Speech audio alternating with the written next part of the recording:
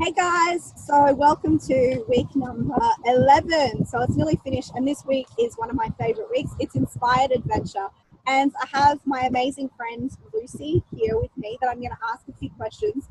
She's traveling around America at the moment, and she's had some amazing experiences. She's an amazing singer and also writer.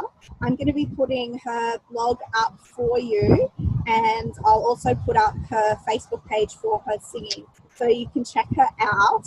And I will let Lucy say hi to you when she's ready. So whenever you're ready, Lucy. Hey guys, I'm Lucy. I'm currently in Virginia at the moment, which is a state just below New York, and I'm off to New York tomorrow. Basically just following day by day, no plans really in place, and I came here for 1 month. I had a return ticket, and now it's been 5 months. I decided I was not going to go home because I got a sense of me needing to be here for whatever reasons, and I've just been rewarded. Everything sort of unfolded, and every day is a new day. Perfect. I'm so glad that I got to have this interview with Lucy. She's been a real inspiration to me with all the stuff that she's been doing, because I'm a bit of a traveler myself, and sometimes it can be challenging being a young girl traveling alone. But she's really got a lot of courage, and she's such an inspiring person for me. So the first question I have for Lucy today is, I'm wanting you to give us your own definition of what inspired adventure means. I think for me, it's about taking a journey using your heart and not your head. This is the 6th time I've been in America, and every other time I've been here, it's been an itinerary, it's been a plan, it's been, I'm going to go see this building. I think it's really about just letting your heart lead us to the monument, if that makes sense. Should I go on? So the next question that I have for you is, I would like you to share with us 1 or 2 of your greatest experiences about living an inspired and adventurous life. Okay, well, I have a plethora of them, or plethora, however you say the word, in the past 5 months since I've been here. But I'm actually thinking I'm going to backtrack back to 2013, when I decided one day I was in LA and I just decided I was going to crash the Emmy Awards. And I just got it in my mind. It's probably the first time I've really manifested something. I didn't even know that word back then, but I put it in my head that I was just going to go, and I went and got dressed up, got my makeup done, got in a cab. Like, my brain was like, what the hell are you doing? Like, this is insane. But I just thought, I'm going to go, and I'm just going to go into the Emmys. And I think I was so passionate about it, and for whatever reason, it sounds very superficial, like it's the Emmy Awards, but I got onto the red carpet through sheer will, and with all of the security in America, you would think that would be very hard without a ticket or without a reason to be there. Thank God I didn't get arrested for trespassing, but I always look back on that moment. I always look back on that moment as, if I ever have a doubt about anything, I always just think, you can do this. If you got onto the Emmy Awards, onto the red carpet, and Matt Damon was right there, and you're not meant to be there, you could get anywhere, you could be anywhere. The sky's the limit. So that's my favorite experience, I think. Do you have any others that you'd like to share? Well, the other one that sticks out, I think, is the reason that I'm here is because of a man called Clyde. And people who are following my blog will know him. If it weren't for him, I'd be back in Australia, and I would have gone back into the regular routine, and I wouldn't be on this inspired adventure. And the situation was simply, I'm on my way to the airport. I've been here for a month. I've come and done the itinerary-based holiday that we all do. And then, even though my heart was like, you cannot leave, I was in Sedona, and I was like, you cannot leave this place. There was something about it, the energy. And I crossed paths with this man. He's 82 years old. He was walking his dog. It was the first morning in 9 months that he'd walked his dog. He took this path where we both walked into each other, and he just started talking to me.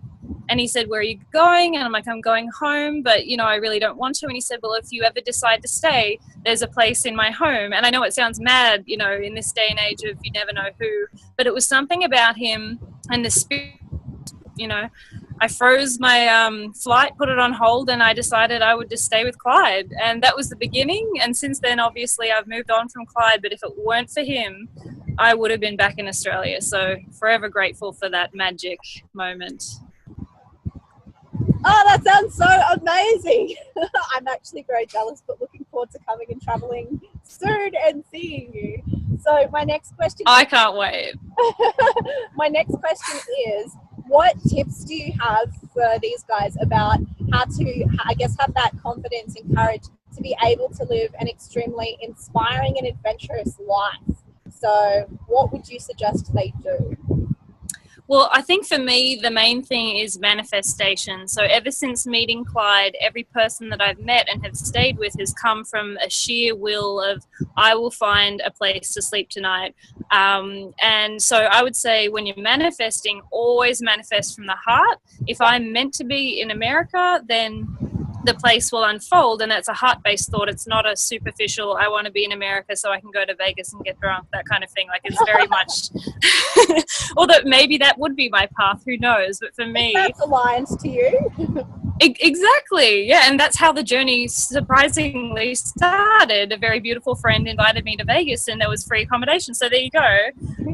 But yeah, and also just trust that it will happen, and believe it.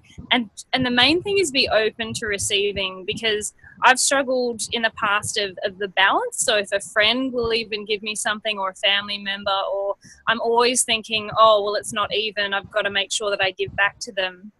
But the thing is, what I'm doing on this journey, what I've come to realize is just being with these people and telling my story is an energetic exchange, if that makes sense. So where I'm staying right now with this lovely girl called Rebecca, she said, you know, the first time you came to stay, I can't explain it, but there was this sense of hope, like this renewed hope that you gave me. And then when you came back a month later, the same thing. I went to work that day that you were here, and I just felt hopeful. And I just think, wow, like, she's giving me the bed to sleep on and all of this stuff that's physical and tangible, and I'm giving her this, you know, energetic exchange. So just value what gifts you have, and don't be bogged down to, well, she gave me $5, so I have to give her $5. So I think that's my greatest lesson, is just be open to receiving and value your gifts.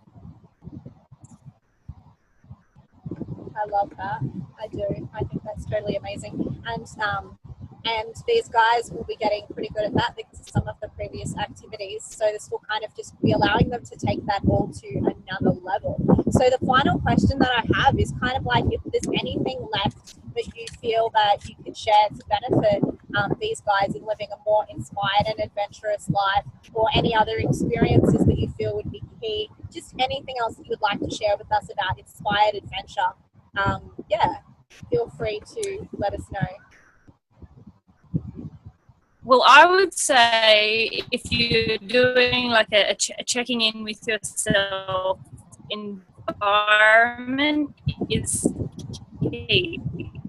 So obviously at the moment I'm every day in the right situation, because a lot of our beliefs and everything stem from our environment. So if you're living at the moment with, you know, 3 single girls and everyone's sort of, all they're talking about is how there's no good men out there and they're all dating, that's going to be your experience. So just check in and just make sure, are my thoughts my own?